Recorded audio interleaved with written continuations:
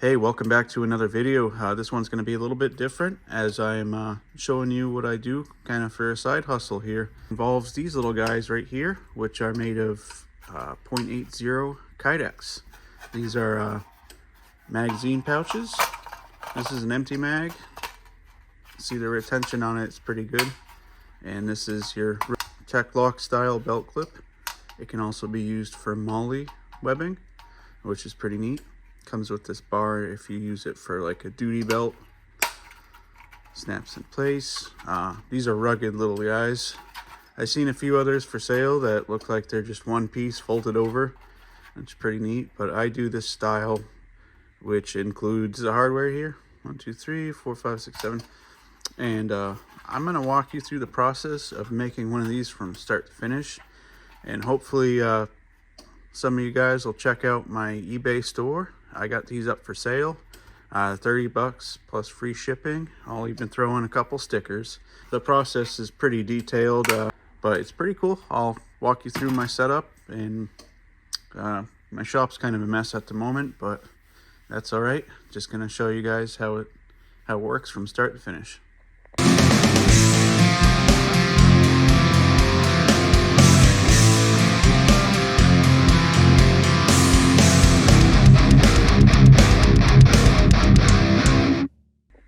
So the first step in this process begins right here with t-shirt press, I guess you could call it. It's a heat press, but it's primarily used for t-shirts and slinging merchandise and stuff like that. But you can also use it on plastics like Kydex. So I have a sample piece right here. Pretty small piece right here. It's got a shiny side and then it's got a textured side. So I have mine. Everyone's gonna have a different application depending on how the heating element is. I have mine set for 400 degrees for 45 seconds, just to make sure I get just the right amount of flex to this piece of Kydex. So I'll go ahead and move this over, place it shiny side up, right underneath this paper, and we'll go ahead and we'll press it for 45 seconds. Now once that's cooking, I'm going to go ahead and walk the camera over this way. Right over here is my homemade vacuum press. Once that piece is done, what I'm going to do is set it on here, put some of this foam in my frame, and safety first. Here goes the foam. Turn the press on. Press as you're going to kind of form it to all the ridges.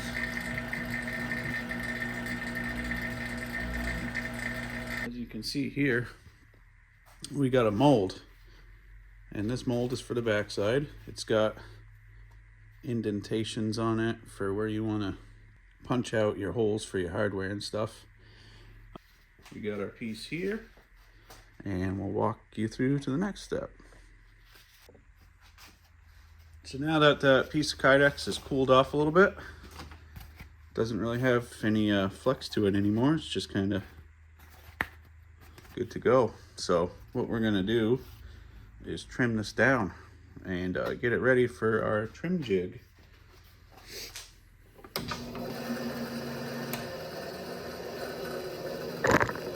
Oops.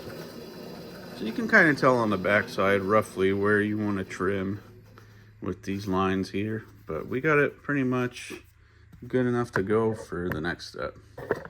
And moving down the line, this is all kind of temporarily set up, you know. I'll do this for a couple months and then walk away from it. So this cardboard is just kind of trying to keep the mess at bay. So this trim jig, also purchased from Plan B Holsters, is pretty neat. You pretty much put your piece on here, and once you drill your holes out, you can fasten it down with hardware over here. And the cool thing is that you can router it out perfect every time. With this bit here, it's got a little bearing on it so it rides against it. The trim jig rides against it, cuts it out. So I'll walk you through that in a minute. First, we're gonna drill out some holes. All right, so over here is where we're gonna get this piece prepared here. So we can see where we need to drill. This will start with 1/4 inch for these 4 corner posts. So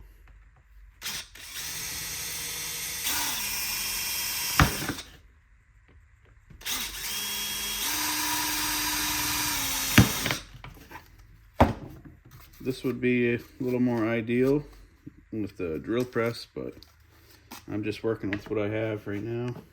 That might work better, actually. There we go. Awesome. So while I'm here, I'll go ahead and drill out the rest of the holes.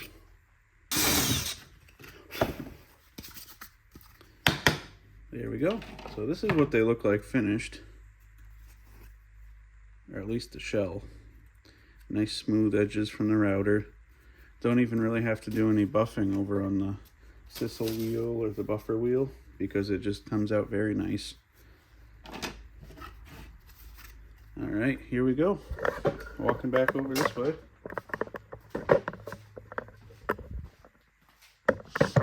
All right, routing table. So this is something I built and it's worked out pretty good so far. All right, so we'll put our shells on here and we'll get the hardware in.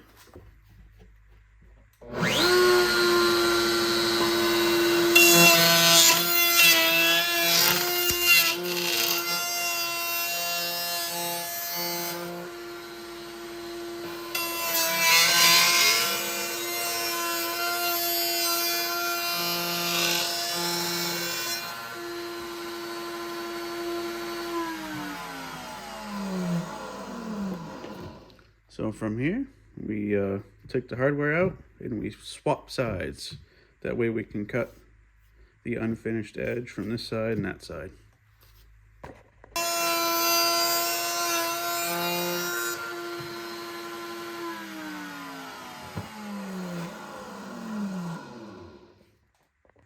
So now I can take those shells from earlier and just clean out these holes here, just like that. And kind of clean off the bit of plastic that didn't get cut very well. All right, so the next step here is take these truss screws like this and poke them through the back side of this.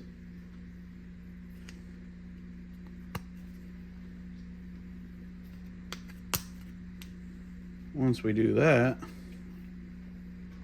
we can take these spacers here, poke them through like this.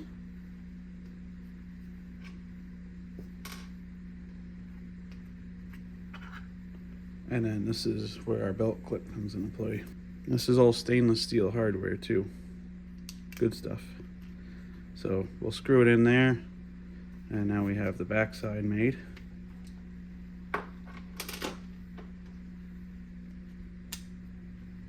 And for each corner, we'll do the same set of hardware. And when it's all together, it looks like this. So you have this little spacer in between, and you can take a screwdriver and you can adjust the retention if you want it a little bit more loose. Maybe back off the screws a little bit. But this seems to be a good fit anyway. I'll even show you this with the full magazine. Here's a different one with some steel cased ammunition in it.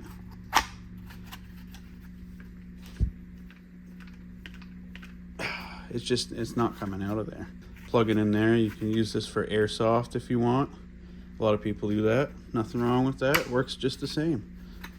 And what's cool is, you know, throw it on your vest. Check it out.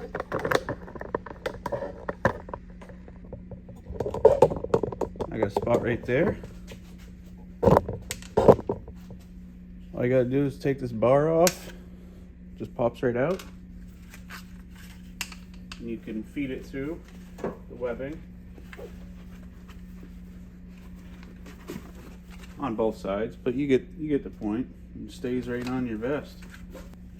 Also works great for duty belts. You know, you got a 2-inch duty belt. You can, you know, pop this in wherever, and that's going to be where your belt sits. Put it around your belt, clip it in place. It's not going anywhere.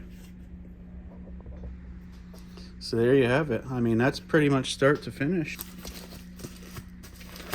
Throw it in a bubble mailer, throw in a sticker or two, seal it up, put a label on it, ship it out, and then it's goes to your doorstep, however long it takes for shipping nowadays. So anyway, hope you guys enjoyed this video, and look forward to maybe seeing some of you guys purchase some of these on eBay. Just know that these are handmade. They're made with quality. You're not going to get a bad product. Well, if you liked that video, just comment down below your thoughts, opinions, questions, and I'll try to answer them as quickly as I can. And we'll see you guys on the next video. Thanks for watching.